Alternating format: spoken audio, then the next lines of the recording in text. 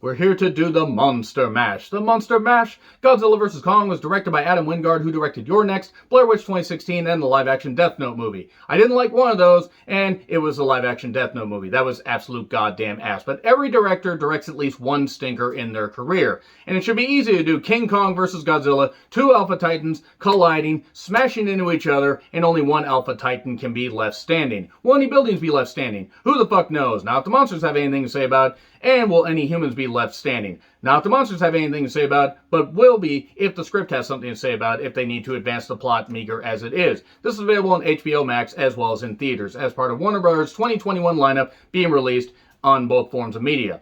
And it was a gamble, but I think it's paying off, and I think a lot of other studios are going to do this, even though some theaters are opening back up, because I don't think theaters are going to be around all that long. And I haven't watched a movie in theaters since Bloodshot, because in my state, it's been 50-50 when theaters have been open, and theaters in my area aren't playing the best things. But anyway, I was excited to see this, because after the 2014 Godzilla movie that wasn't all that good, it had some good monster fights, but kept cutting away from a lot of them to show the human characters that nobody cared about. Kong Skull Island addressed some of those issues and showed the iconic Kong, the iconic, if you will. Boy, I had to work really hard on that one. Shoehorn that joke in there. That one was pretty good, and then we get to Godzilla King of the Monsters, which was really good. It was a dumb monster movie and focused more on the fights. That's what you needed to do. No, Ken Watanabe, more on the pity, but this one has... Do you even care about who the human actors are in this movie? I'm going to tell you anyway, because why look on IMDb when I could just tell you? But you have Nathan Lynn, Alexander Skarsgård, you have Madison and Kyle returning, father and daughter, Millie Bobby Brown, and Kyle Chandler. And then you have Rebecca Hall playing the character of Eileen. I love Rebecca Hall. She's been great in a lot of movies.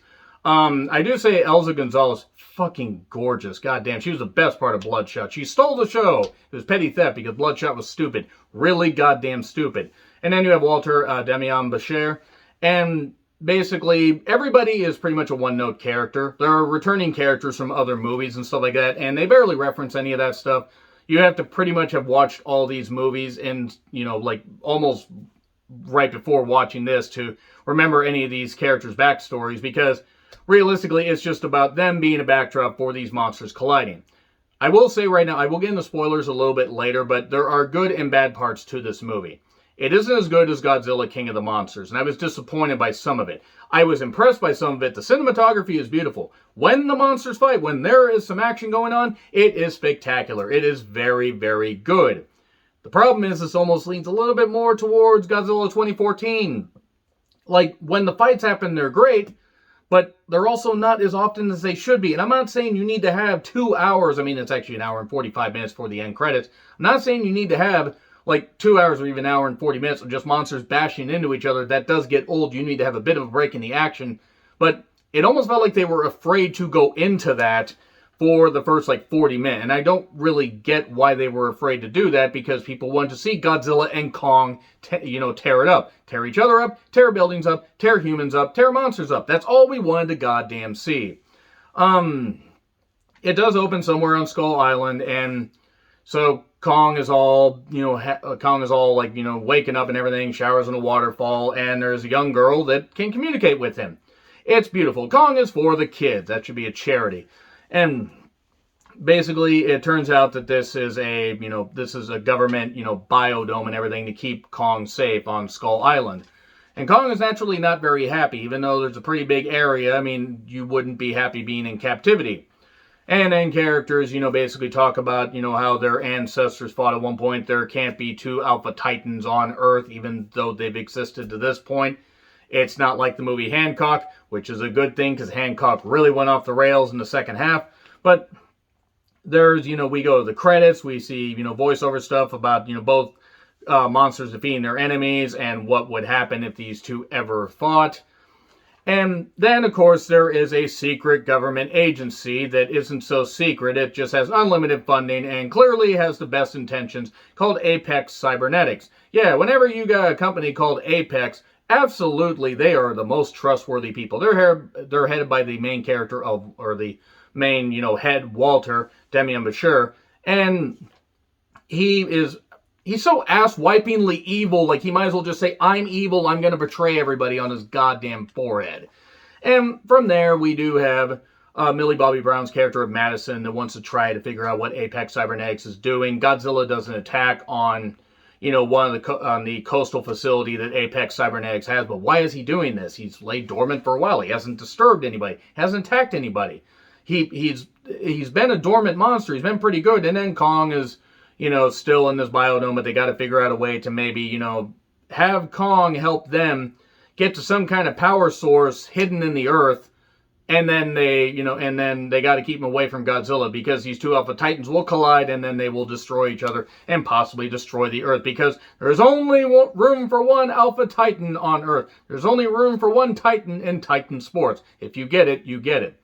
So I'm not going to get into any more of the plot from there, because one, the plot isn't really all that deep, and also it would be getting into spoiler territory. But yeah, there are some cool action scenes, and Godzilla looks fancy. You don't even know. And he's in the fast lane from, Florida to Tokyo. Boy, I sound so white trying to reference that song. And Kong has some sympathy behind him, because he communicates with this, this little girl that can do sign language and everything. And Rebecca Hall's character is like, I taught her this and now she's taught him that, and shows that he has humanity behind him. Like, he does have a heart. And Godzilla also has a heart, but Godzilla also is a lizard monster that breathes fire. So when you do that, you kind of can be pigeonholed into being thought of as somebody that isn't very, very nice, because, oh yeah, you're a lizard monster that breathes fire. So, they reference how the ancestors fought. They take this trip to Antarctica, and Godzilla and Kong do fight at one point in a pretty spectacular battle in the ocean, where they sunk all the battleships in the goddamn world. There was some cool stuff here. And then, of course, you have Madison and a friend of hers and a podcaster named Bernie trying to figure out what Apex Cybernetics is doing. And it's pretty obvious, so if you've seen any Godzilla movies, if you have any, just baseline of an idea what is going to happen in this. Because, of course, Cybernetics, gee, I wonder what they're going to end up goddamn doing. But in this movie, there are positives. There are positives. The fights are spectacular when they happen. The cinematography is pretty cool. The acting isn't particularly bad. Everybody's just very one note. But my main issue with this is some of it feels hollow. A lot of it feels like it's almost safe. Nobody feels like they're in any real danger. And that's kind of my issue with it. Like, you don't really feel like any of these explosions, any of these buildings being smashed, any of this shit matters. You have a little bit of sympathy for the monsters, but at the same time, for Godzilla versus Kong, they don't have much Godzilla versus Kong. And I get why they didn't do that, but why are you labeling it? I'm not saying it seems like false advertising, but maybe I'm thinking too much into it because it's a dumb monster movie about Godzilla and King Kong fighting and entertaining the masses. So it serves its purpose in that sense, but ultimately does come up a bit short in comparison to Godzilla, King of the Monsters. So now I'm going to get into spoilers. So anyway, spoilers. Do you see this? Sure, go ahead and fucking see this, because it is worth seeing. And if you have HBO Max, you can watch it in the comfort of your own home. And it is entertaining. These spoilers will not take very long, though. But anyway, spoilers! Spoilers! Okay, so anyway, Kong, they take Kong out of that, biodome thing. Thankfully, Pauly Shore is nowhere around. And they have to go to Antarctica to go to this area, where they can get into this hole that leads into Hollow Earth. It has, it's like an Earth within an Earth. It's like Earthception. Apparently, the Earth's core doesn't fucking exist. Whatever. Anyway, they're, basically they have to get Kong in there because they have to figure out, where the power source is. They have to basically help, turn back the fight that Godzilla is bringing them, even though it's pretty obvious why Godzilla is doing this stuff. While Madison, her friend, and Bernie are breaking into Apex Cybernetics, they find out that, oh yeah, Walter and his crew, including, being controlled by a character named Ren, Ren controls Mechagodzilla. I'm going to say right now, Mechagodzilla looks really goddamn goofy, and this is coming from somebody that's seen all the Japanese movies, and it's like, he doesn't look really fancy. He looks like something from Pacific Rim Uprising, which isn't really good, because Pacific Rim Uprising is a Pacific Rim movie we don't talk about, as opposed to Atlantic Rim. Boy, the Asylum loves to cash in. Anyway, the fight on the battleships was pretty goddamn cool. Couldn't help but make "You Sunk My Battleship," comments, but it is what it is. And Kong had 24 hours to go. He had to be sedated, but they unsedated him, unlocked him, and they had a fight where Kong basically turned back Godzilla after some depth charges were put in, because Kong is a huge ape with tremendous power, but still, Godzilla is a huge lizard with fire breath. They can breathe underwater, so he's got the advantage there in the ocean.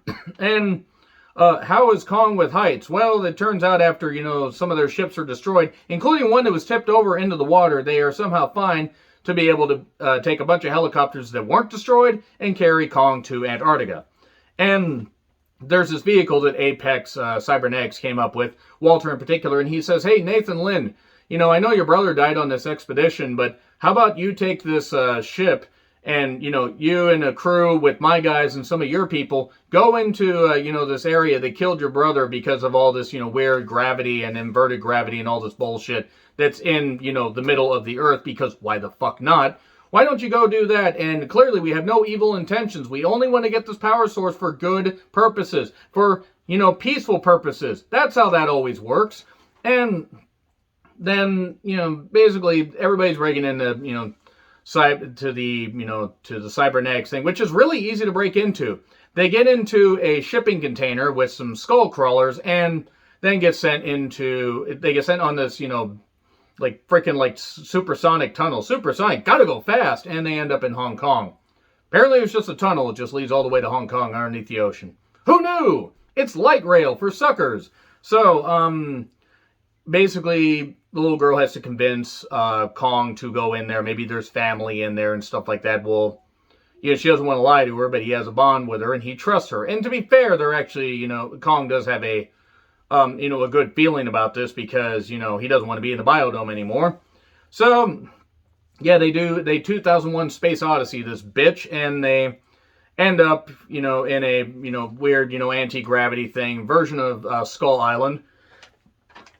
And then we find Mechagodzilla, which, Mechagodzilla looked really goofy. Then we go to, Bernie and co. finding Ghidorah's skull, which, they're using it to basically, gain power from it, because Ghidorah's a pretty goddamn strong monster. And then Kong finds an axe during, his expedition into this cave in Hollow Earth, and this axe has the energy source. He does it and unlocks this energy source that's in the ground.